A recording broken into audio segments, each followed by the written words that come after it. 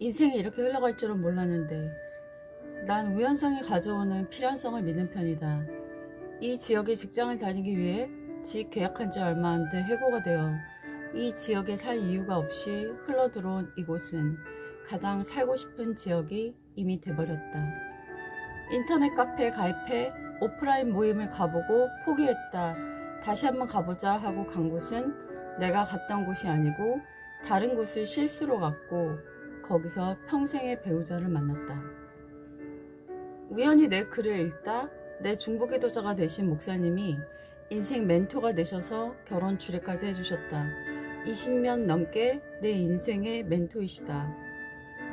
무역회사를 3일 다니다가 적성에 안 맞아 그만 다니고 학원 강사를 시작했는데 미국 갔다 와서 뭘 할지 고민하다가 영어쌤에 라고 말한 언니 친구의 우연한 말로 영어쌤이 되어 20년 넘게 만족스럽게 하고 있다.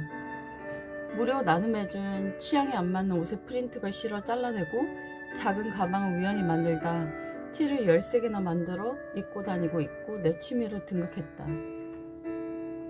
요즘은 블로그 꼭 해야 돼 라는 친구 남편의 말로 블로그 글을 우연히 쓰다가 책을 3권 내게 됐다. 머리가 평소보다 아프다 싶어 병원 갔다가 우연히 머리꽈리를 발견해 우연히 목숨을 건졌다. 방문 과외를 우연히 제안받아 3년 넘게 하다가 노트북을 반쪽이 사줘서 우연히 화상 수업을 한 지 3년이 넘었다. 가장 맞는 직업이라고 만족하고 있다. 내가 책 낸 게 부럽다고 자기도 내고 싶다는 아이의 말에 우연히 화상 논술을 수업을 시작하게 되었고 두 번째 학생을 만나 수업을 하고 있다. 투잡, 3잡을 하고 싶었는데 투잡이 우연히 되었다. 인터넷 뱅킹을커녕 인터넷 쇼핑도 한 번도 해보지 못한 정통 아날로그파인 내가 반쪽이 우연히 손에 쥐어준 스마트폰 덕에 네이버 카페도 운영하고 유튜브도 운영하고 10개 넘는 카페에 글을 쓰게 되어 은근 힙한 세상을 경험하고 있다. 외국 봉사활동도 가고 대학 때 과대도 하고 대형교회에서 대표 연설도 하고 대학생들 간사도 하고 주일학교 대표도 했던 내가 우연히 코로나 기간에 치과하다가 전 친구가 한 명도 없거든요 라는 책을 쓰고 우연히 운둔형 내토리로 즐겁게 직콕 생활을 하고 있다. 내 인생에 우연함이 이끌어오는 필연은 종이가 부족할 정도로 많다. 사람이 자기 길을 계획할지라도 그 길을 인도하시는 분은 여호와 신이이다. 젠틀한 은행털이범. 불안한 사람들에 나오는 은행 강도는 단 87만원을 훔치기 위해 은행을 털지만 현금이 없는 은행이다. 그는 너무 막 나가는 MG인 런던이란 여자가 그거 가짜 종이죠? 여기 현금 없는 은행인 거 몰랐어요? 경찰에 신고할 거예요 라는 말을 듣고 옆 오픈하우스를 가서 인질극을 벌이게 된다. 막대먹은 인질들에게 인격적으로 대하는 은행털이범. 인생이 이렇게 흘러갈 줄은 몰랐는데 라고 말하며 마구 꼬여버린 하루를 보낸다.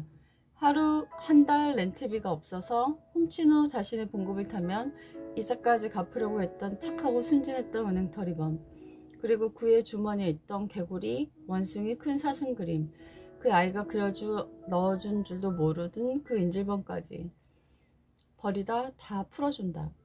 이 소설 읽는 내내 난 은행털이범에 대한 연민으로 가슴이 미어지는 줄 알았고 막대먹은 인질들에 대한 혐오로 어쩔 줄을 몰랐다. 우리가 생각할 때 죄인들이 그렇게 흉악한 사람들이 아닐 수도 있다는 생각이 들었고 오히려 평범하게 살고 있는 일반인들이 더 난폭하게 살고 있을지도 모른다는 생각이 들었다. 인질을 잡고 있으면서도 배려하고 미안해하는 은행털이범과 인질이면서도 막 행동하고 이기적인 인질들의 행동을 대비적으로 보여주면서 우리의 상식을 뛰어넘는 작가의 시선이 참 따뜻했다. 소년원 아이들을 가르치는 선생님들. 요즘 교권이 많이 무너지고 자살하는 선생님들도 생기고 심지어 학생의 칼에 맞은 선생님도 있는 슬픈 시절. 맘카페엔 선생님의 이상한 얘기를 쓴 글이 올라오고 선생 자질이 어쩌고 하는 댓글들이 꼬리에 꼬리를 문다.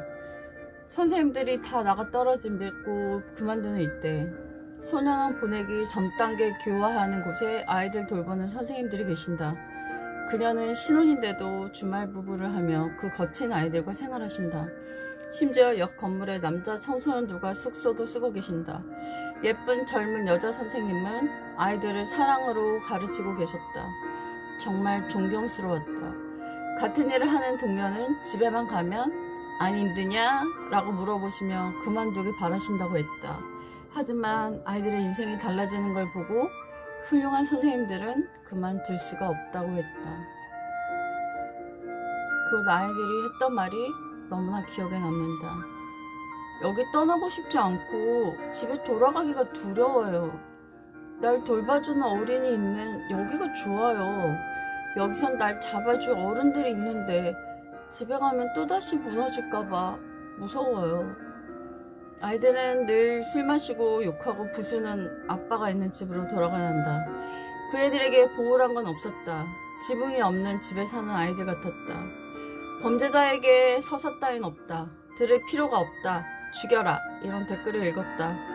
그곳에 있는 아이들은 곧 범죄자로 나갈 환경에 몰려있지만 좋은 어른들과 있을 땐 그 아이들도 양처럼 순하고 아직 젖살이 가득한 어린아이일 뿐이다. 일란산 쌍둥이도 다른 환경에서 자라면 그들의 유전과 상관없이 철저히 환경에 지배받는 사람으로 자라난다. 예전에 자기 아버지를 죽인 아들이 있어 그의 형을 찾아갔다. 동생이 왜 그런 거 같냐고 물었더니 형의 대답이 놀라웠다. 동생이 너무 이해된다는 말을 했다. 친족을 죽인 냉혈한들도 서산에 있다. 나쁜 아이는 없다. 그들 주변에 어른답지 않은 어른들만 있을 뿐이다. 난 자신을 강간한 아버지를 둔 딸과 같이 일한 적이 있다. 그 짓을 하고 그녀의 아빠는 웃으며 기분 풀고 오라고 돈을 던져줬다고 했다. 그녀는 어떤 남자도 못 사귀는 예쁜 아가씨였다. 누군가의 인생은 일반인은 도저히 상상할 수 없는 수준의 것이다. 작은 영웅. 우리 동네 피자집이 생겼다. 그날 점심을 적게 먹어서 허기를 느낀 나는 동네를 오후 신선한 시간에 돌다가 입간판을 보고 들어갔다. 두툼한 도우와 풍성한 토핑, 그리고 여러 소스들과 곁들인 맛이 일품이었다. 난 일주일이 안 지나서 또 먹고 싶어졌다. 요일별 1,000원 할인도 되는데 우리가 좋아하는 건 월요일에 할인 찬스가 있는데 며칠을 못 참고 또 사러 갔다. 기사님 힘드시죠? 시원한 음료수 드시고 하세요. 문구가 참 마음을 울렸다. 사장인 듯한 분이 땀을 흘리며 열심히 피자를 만들고 계셨다. 한 손님이 웃으며 사장님 참 착하신 것 같아요. 음료수도 섬기시고. 너무 더운데 고생하시잖아요. 난 맘속으로 흐뭇하게 웃고 있었다. 그 손님이 나가고 꼭 배달 어린이 들어오셨다. 그의 피부가 거의 동남아 분 같았다. 얼마나 힘들지 상상이 안 됐어. 미안한 마음에 실밥만 보고 있었다. 시원한 거 한 잔 드시고 하세요. 우리 동네에 이렇게 착한 분이 계시다니 감동이 쓰나미처럼 몰려왔다. 그는 힘든 일을 하는 사람들에게 친절을 베푸는 작은 영웅이었다. 제 마음이 덕분에 따뜻해졌습니다. 감사합니다.